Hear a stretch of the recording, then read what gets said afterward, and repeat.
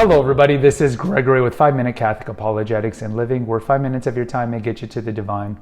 Today we're going to talk about why we don't talk about the evils of contraception and other social teachings from the pulpit. Now before we begin, let's start with a prayer. In nomine Patris et Filii et Spiritui Sancti. Amen. Gloria Patri et Filio et Spiritui Sancto, sicut erat in principio et nunc et semper, et in saecula saeculorum. Amen. I'll put banners up for similar episodes. We have an episode here on how priests can improve their homiletics, and we have episodes here on why Catholics should be not supportive of homosexual marriage. But I want to do an episode on this because, look, I think all of you guys, unless you grew up in some TLM bubble or some super conservative parish bubble, most of you guys have attended different parishes throughout your Catholic life, or if you're a convert, your Protestant life, and then your Catholic life. And I think you could probably count on one hand, if not on one finger, how many times you've heard a sermon on why the church believes contraception is gravely immoral. Or, I mean, not just on that. I'll take out abortion, because you probably do hear more about abortion. And to the priest's credit, the pastor's credit, they should talk about abortion all the time. But definitely when it comes to the kind of the marriage sins like contraception, you don't hear about this. And I would say also with homosexual marriage, I would throw that in the lump. And any of those kind of controversial social teachings, why you don't hear about it? Why don't you hear about it? And well, look, pastors, I mean, the name means they're shepherds, so to speak. They have a lot of things on their plate.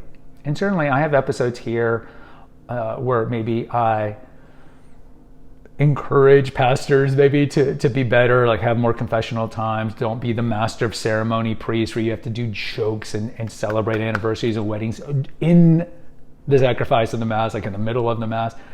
But they do have a lot on their plate, obviously. They have to, theoretically, they are the shepherd of the flock of all the people in that parish, thousands of people. They have to focus on that. They have to focus on the financial stuff of the parish.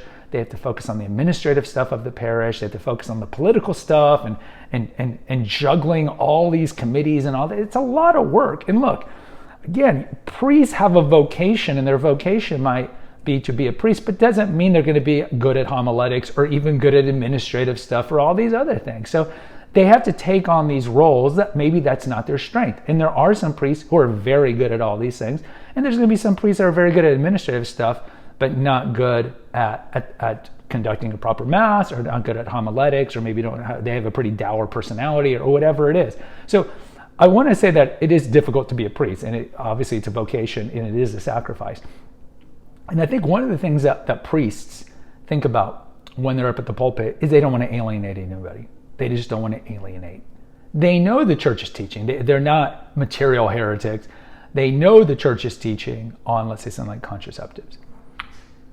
And privately, depending on what parish you go to, they might not even agree with the church's teaching on contraception, but maybe they do. But why don't we hear about it? And I think it goes back, and we talked about in that episode on homiletics, I think what are like the tools of a good homily, and there should always be a little of catechesis in there, and a little of apologetics, and a little like of a challenge that you give your parishioners. And I think sometimes priests kind of lose that focus. And I know they're taught homiletics because I've heard Father Trujillo in EWTN. He's very influential in the seminary wherever he's at, and he talks about how he trains the seminarians on how to give good homiletics, how to give good confessionals, and so forth. So I know they're trained on it, but again, like every priest has a different personality. And I think one of the reasons you don't hear it is simply because they don't agree with the church's teaching. And we talk about on the episode on why the church is against contraception.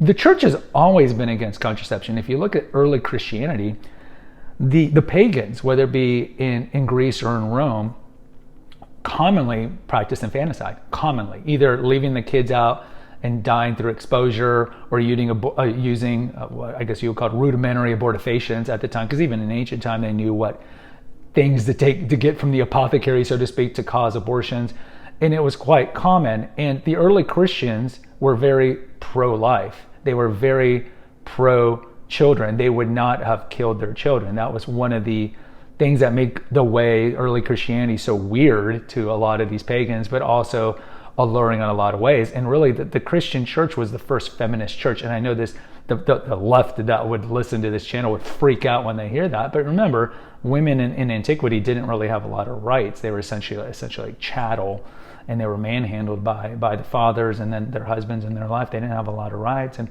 lots of times they were forcefully married. And so this religion comes that says, "What? I could be a consecrated virgin. I don't have to marry." And we see a lot of the early martyrs, female martyrs, were martyred because of that.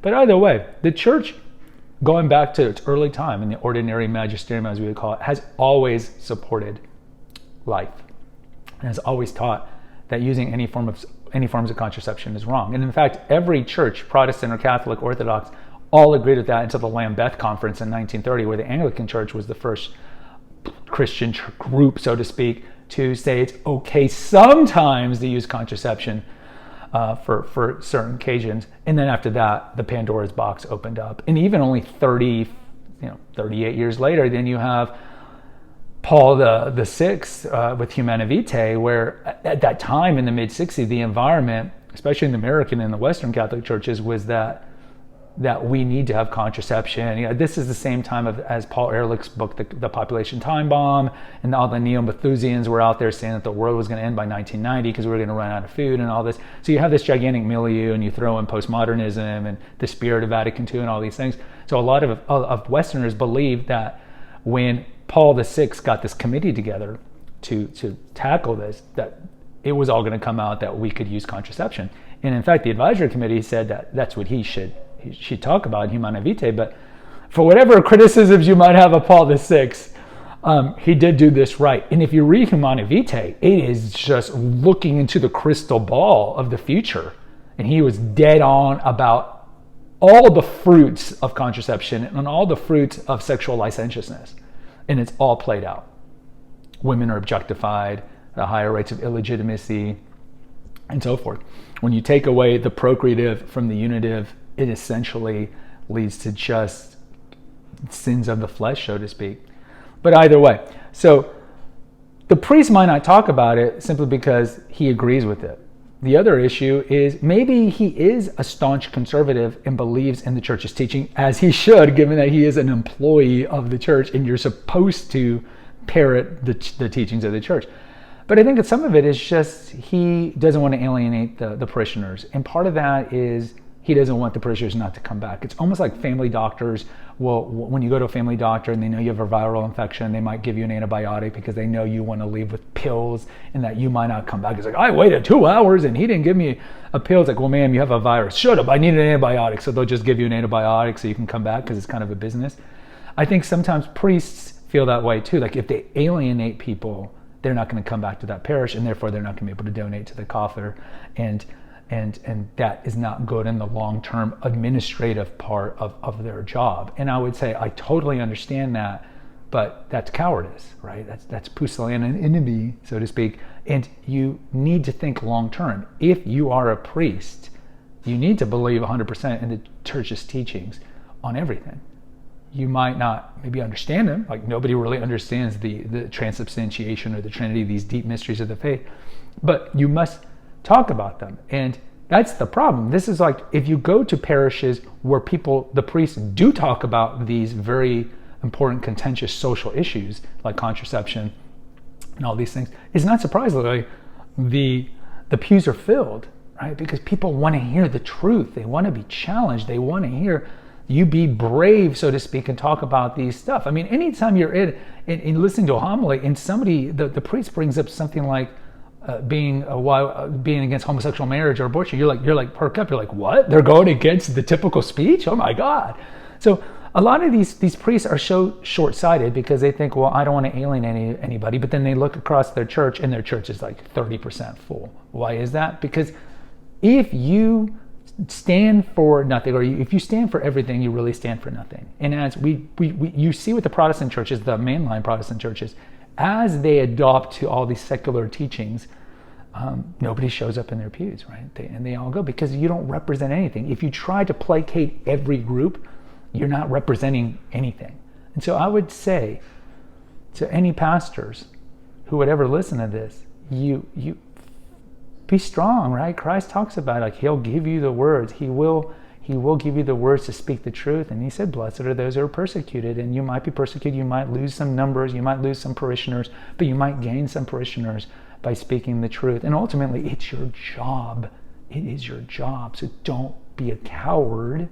It is your job to talk about why the church is against these social things. Because there are going to be parishioners who might not even know why the church, in its prudential wisdom guided by the Holy Spirit, is not for gay marriage, or why it teaches against the evils of contraception and stuff like that. And so your job as the shepherd is to teach the flock. And also your job as a shepherd is not to eschew or shy away or elide from these very important church teachings. That is your job. So please pray for courage and do it.